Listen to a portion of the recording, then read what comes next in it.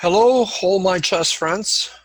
Today we're gonna see a game played between the world chess champion Magnus Carlsen and the German grandmaster Ernst Sipke. This is a beautiful game played in 2003. It just really shows how Magnus Carlsen was, even at that young age, a fantastic player.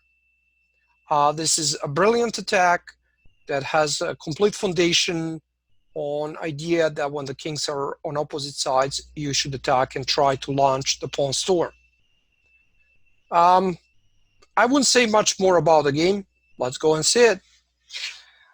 Magnus Carlsen at that time used to open up the game most often with the e4. Nowadays, Magnus Carlsen is always opening up the game pretty much with a d4. His opponent repeated with the c6, and we have a Caro-Kann defense. The first couple of moves are in general very usual for this type of position, and nothing special will happen until 17, 15, 16 move middle game when Magnus Carlsen will start with his very creative and very interesting attack. So the black played d5, usual move here. Now the white has a couple of options. One of the options is to capture ed5 and after cd5 to play a panel attack. You could also decide to go with e5 advanced variation that many players play, but at that time Carlsen played knight c3, and knight c3 is a good development move, protects the central pawn, and definitely leads in a main line after capturing the pawn, and then the white captures the pawn. Here, German grandmaster option for a bishop f5. That is pretty much one of the main choices in this position. I would say that there is two other options. One is knight d7, and the second one is knight f6. Although after knight f6, probably you would have some problems with the pawn structure. It's a very playable position, and you'll find it in tournament practice very often.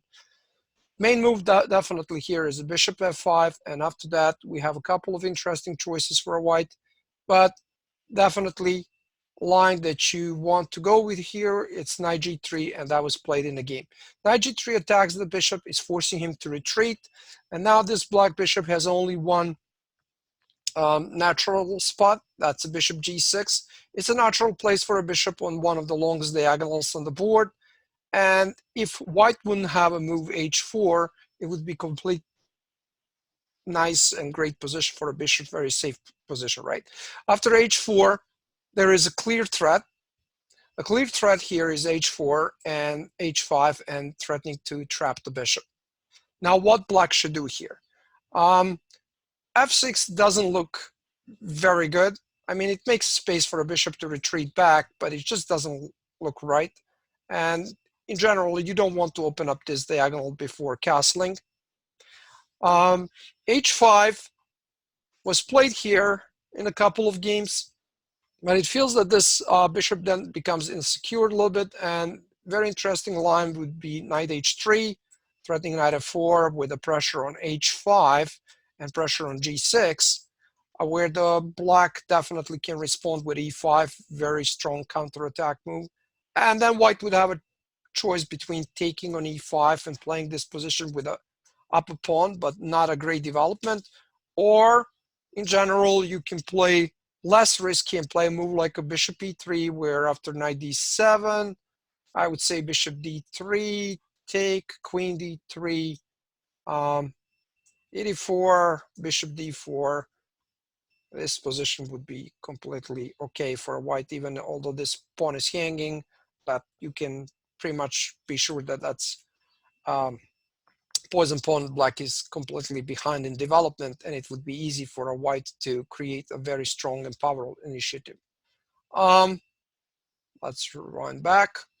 So in this position after h4, the grandmaster played h6. By playing h6, here he's clearing the danger from h5. He could always retreat back on h7, and this is just one of the very well-known lines in chess in the Caro-Kann, and there is thousands of games playing this position before. And like I said, until somewhere in the middle, there will be nothing really interesting and important here to discuss except the different opening lines or maybe some different approaches for both sides.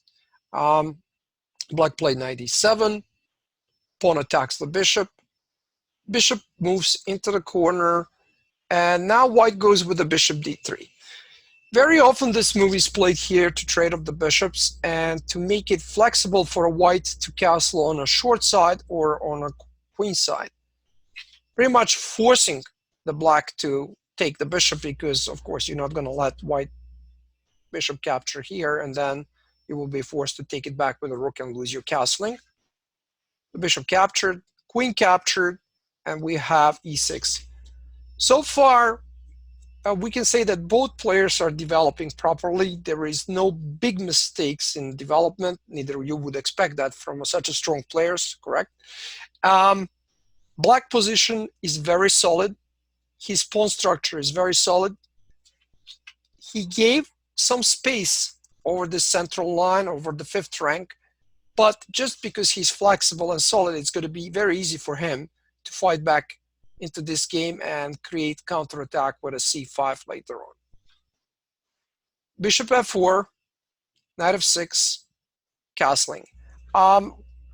Once you take an approach like this, you definitely saying to your partner, okay, I'm ready for some fight. I'm going to go on a long side castle. I'm ready to be aggressive. Let me see where you're going to castle.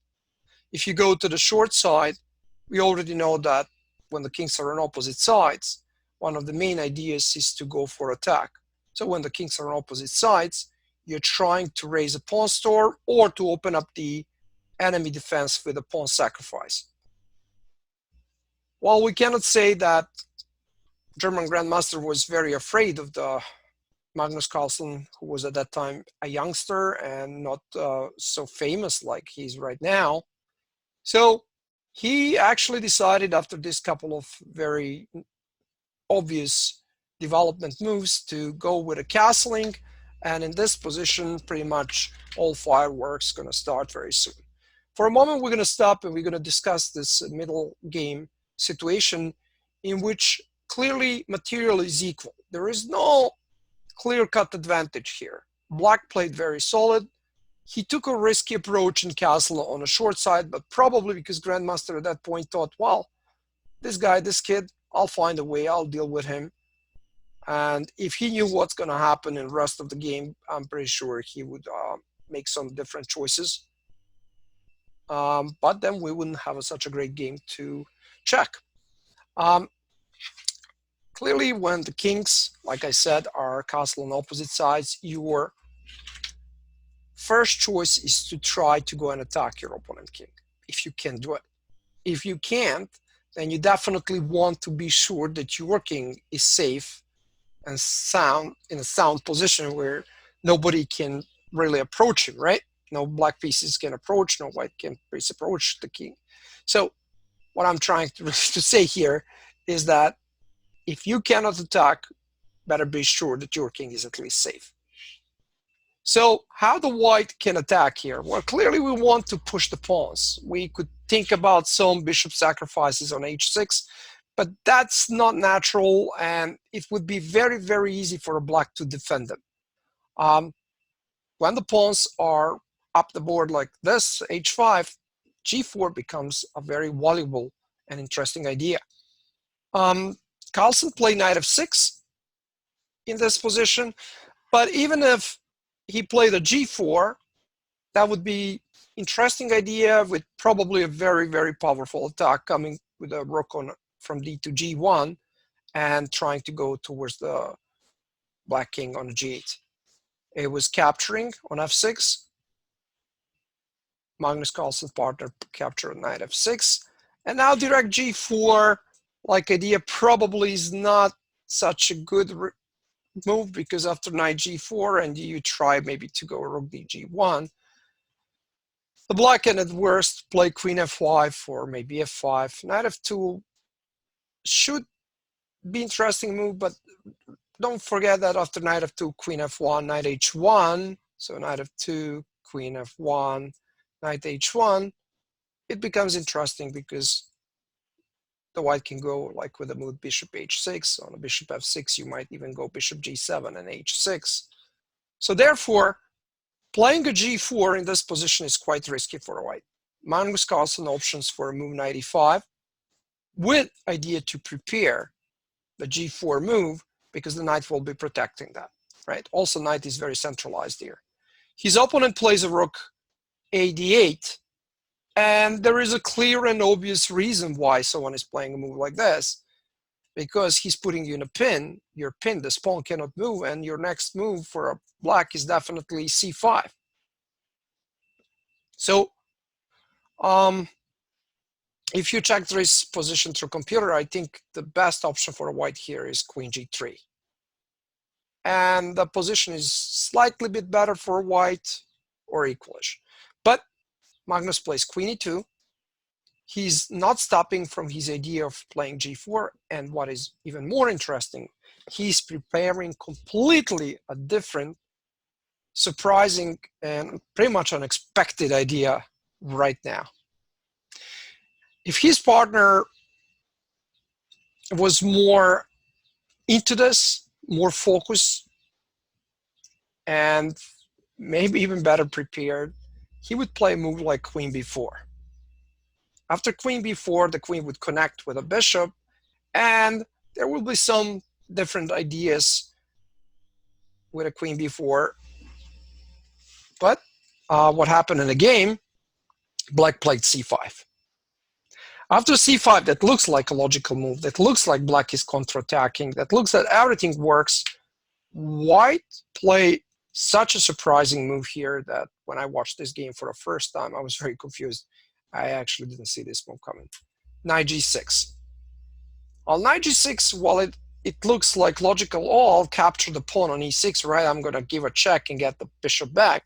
It really doesn't, seems like it does do such a great job.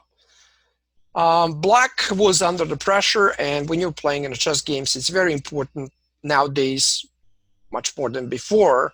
Nowadays, because it's a computer chess, it's very important to put your partner under the pressure. So to try to attack him, to play very aggressive, to play forced lines, and to put him on the back foot and try to get your advantage like that. Still, black was supposedly, if he plays with a rook on e8, after knight e7, rook e7, and pawn take pawns, it feels like you're going to lose the pawn, right? Because the white is threatening just to move to d6 and connect with this pawn. But what is interesting, the black could play knight e5, attack this bishop, and then even after bishop d6 and rook d7, black has some interesting ideas here because he can try to play b6. So it's not so clear that white is completely winning here, because it's hard to, once you play b6, it's hard to defend this pawn. And if you move the bishop away, the battery of the black rooks can create some discoveries with the knight c3 check and win the rook. So if you put this through computer, this part, I'm pretty sure the result will be like around 0, equalish. But like I said, sometimes when we play our games, and I play many games, many tournaments games since I was like 8 years old, it's that when you're under pressure, sometimes it's not easy to have accurate calculation and to find every single move correct. So instead of playing rook e8, Grandmaster took the challenge. He grabbed the knight. After queen e6, he moved to h8, and it felt like everything works perfectly for a black. Queen e7, of course, at this point is not such a good move because you have a fork, and the black would be winning this bishop. But that's not what Magnus Carlsen had on his mind. Magnus Carlsen didn't go back for his piece, but he captured the pawn on g6 and opened up h-file, with preparing for more threats and for more capturings. Black played absolutely natural move in this position, because this absolutely natural move protects the bishop, protects the square on h6, and counterattacks on a bishop. So if you look at this position, you would say, well, that's about that. What do I do now, right? Well, once you start attacking and you sacrifice something, there is no way back. When a grandmaster sacrifices something, he needs to have continuation. And if you take some time here and take a look, you can ask yourself, oh, what White is trying to do here now? Clearly, your only target is h6. Therefore, let's go for it, Carlsen. Bishop h6. What else to say than start of the great combination? The threat is simple discover attack. Therefore, this first sacrifice must be defended by Black just by capturing what else he can do. And it pretty much doesn't matter how Black is going to capture it. Pawn takes on h6. Where is the one sacrifice? Well, usually it comes the second one. Rook h6, forcing the next Black's move, because if the king goes g7, there is rook h7, one move checkmate. So there is absolutely no other option than to take that rook. If you look this game, I think that first thought in this position for almost any player would be, oh, involve the rook in attack. But that involved rook in attack would actually waste the tempo, and it would be very helpful for a Black to create defense. Remember, Magnus Carlsen here, if you check the position, he's down a lot of points, a lot of material. He's down a rook, bishop, and the knight. That's pretty much 11 points. But Black pieces are not coordinating very well, and the White continues with a powerful attack. He captures the bishop, threatening a one-move checkmate, a one-move queen and helper checkmate that must be stopped immediately. And it's not easy to stop that checkmate, because if you go with a queen, queen is going to get captured, rook is going to get captured. Pretty much the only defense at this point Black has is to block queen's way with moving the piece on f7. The Black decided to go on knight f7. I think rook f7 wouldn't make such a big difference, because after the pawn takes here, there will be a couple of threats. One of the threats would be to go queen f6 and rook h1. If the king tries to approach, then this would be really fun with two queens and discover a check. So therefore, the only really left option here is to block with a knight. Now the White plays a quiet move. He doesn't go with checks. He just captures the knight and says, well, it's your turn. What you gonna do? The White has a very clear threat, queen f7, queen f6, check, and when the king moves to h7, it will come rook h1, and it would be a checkmate in two moves. For that reason, Black tries to involve his king. Now look how this attack is fantastic. There is a very active Black queen. Maybe she's not helping defense, but that active Black queen at some point, if this rook moves away, is threatening back rank checkmate. But a White queen is perfectly positioned to take that queen. So the White continues with a rook lift, going to d3 and threatening rook g3 checkmate. Not in a one move, of course, in a couple of moves, because if you go rook g3, then when the king moves to h5, your queen will slide to h4, and it will be a checkmate. Black tries to defend his 6th rank by moving rook d6 and offering rook to be captured for free, because probably he thought that's the only way to get saved in this position. And clearly you don't want to take the rook, right? Because it comes a back rank checkmate. That's what we talk about, a queen being on perfect position. White, rook goes rook g3. Now, this is already pretty much a checkmating position. If the king goes to h6, it's a one-move checkmate with a queen h4. If the king goes to h7, it will take a little bit longer, but it is a still forced checkmate. The first move would be, let me see, I think queen e4 would be the first move. That's the fastest way. You can win with queen h4 too, but queen e4 is fastest way. And now on king h6, you have a checkmate here. If the king moves to h8, then you go queen e5. And of course, if the king goes to g7, you have a queen and a helper checkmate. And therefore, no other option than defend it with rook g6. This makes king safe just for a moment, not longer than that. Queen e5, getting king in a trouble, pretty much leads to the same situation. There is only two possible options here, and in the game, the black played king f7. If the king goes to h7, it would pretty much roll down the same way like last time, queen h5 check. We are trying to capture the rook if king goes to g7, so the rook h6 would be forced. You go with a check, forcing the king back into the corner, then one more check to connect with the rook, and when you connect the rook, the queen slides on g7 to finish with a checkmate.